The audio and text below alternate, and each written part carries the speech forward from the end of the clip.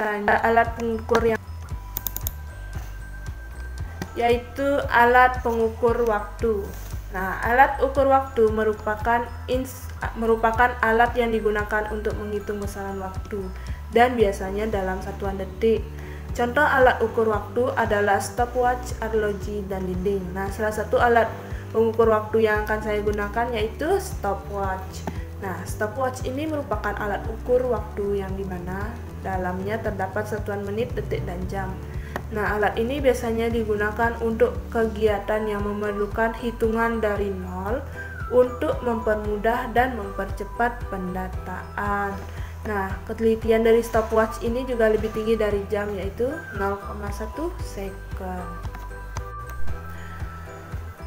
Kita lanjut pada bagian-bagian dari pengukur waktu, yaitu stopwatch.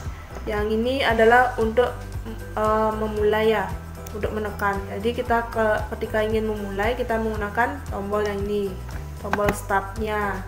Yang ini yang kecil ini adalah jarum menit, yang ini adalah jarum detik, yang ini yang melingkar nih. Untuk memberhentikannya, kalian menggunakan yang sebelah kanan untuk menghentikan dari stopwatch tersebut. Lalu untuk meresetnya, yaitu kalian menggunakan yang sebelah kiri. Nah, contoh pengukuran waktu dengan menggunakan stopwatch. Misalnya kalian sudah menghidupkan, itu berapa aja dapat sekitar 2 menit. Yang kecil dulu kalian ini, yaitu skala utamanya yaitu 2 menit dan skala noniusnya yaitu 9,6 detik. Jadinya hasil pengukuran waktu pada stopwatch ini adalah 2 menit 9,6 detik. Seperti itu ya. Kita lanjut pada alat pengukur arus listrik. Nah, arus listrik ini merupakan banyaknya muatan listrik yang mengalir pada satu satuan listrik. Nah, alat yang digunakan untuk mengukur kekuatan arus listrik adalah ampermeter. Nah, di mana ampermeter merupakan alat yang digunakan untuk mengukur kuat arus listrik. Umumnya alat ini digunakan oleh teknisi elektronik dalam alat multi tester listrik yang disebut avometer gabungan dari fungsi ampermeter, voltmeter, dan ohmmeter. Untuk mengukur besar arus pada suatu komponen, ampermeter harus disusun secara seri. Seri itu berarti searah. Ini yang seri namanya yang sebelah kiri. Tidak boleh secara paralel ketika kalian menggunakan ampermeter. Jadi ampermeter harus disusun secara seri dengan komponen tersebut. Misalnya kita ingin mengukur arus pada sebuah resistor, yang ini namanya resistor yang R1, maka kita harus menghubungkan resistor dan ampermeter secara seri. Harus searah antara resistor dengan ampermeter, yang ini namanya saklar ya. Tidak boleh secara paralel, seperti itu ya.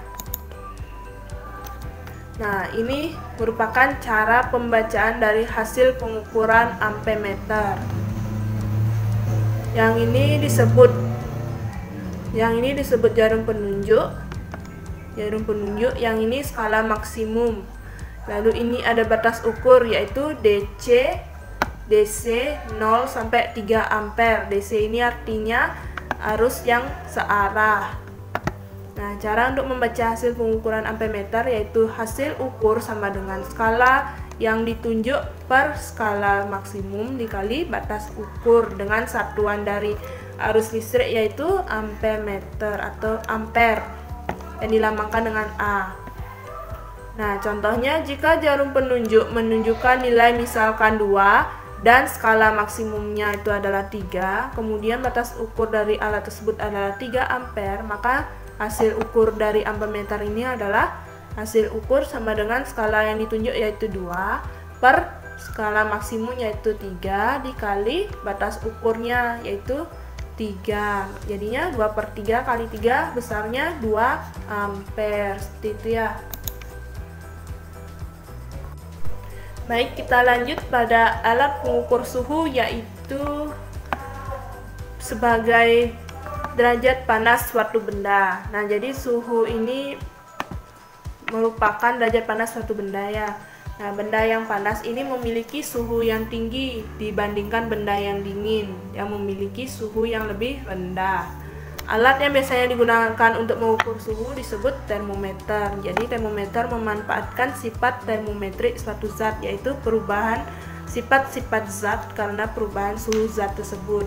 Nah, pada gambar di slide ini merupakan termometer klinis atau termometer badan. Nah, termometer ini menggunakan cairan yang dipakai untuk mengisi termometer klinis, yaitu air raksa. Nah, skala pada termometer klinis yaitu sekitar 35 sampai 42 derajat Celcius. Lalu ada lagi yang lain. Nah, ini merupakan termometer yang kita bisa gunakan untuk saat ini. Kan tidak mungkin kalian menggunakan termometer klinis, apalagi digunakannya di ketiak atau mulut sekitar 2 menit. Jadi kita untuk sementara ini kita menggunakan termometer optik yang kalian hadapkan ke dahi kalian. Lalu selain ada termometer optik, nah ini merupakan cara pembacaan dari termometer. Ketika kalian sedang mengukur suhu badan, lalu kalian keluarkan, kalian harus biasa tegak lurus agar menghindari dari kesalahan penglihatan atau paralaks. Ini merupakan minikus cembung hasil dari pengukurannya. Dari sini harus tegak lurus. Nah, posisi mata harus segaris dengan permukaan dari air raksa tersebut. Nah, jadi skala termometer yang digunakan ini merupakan dalam satuan derajat Celcius. Itu ya, kita lanjut. Nah, ini merupakan akhir dari pemaparan materi tentang besaran pokok. Akhir kata, saya ucapkan terima kasih dan Parama Santi. Om Santi Santi Santi Om.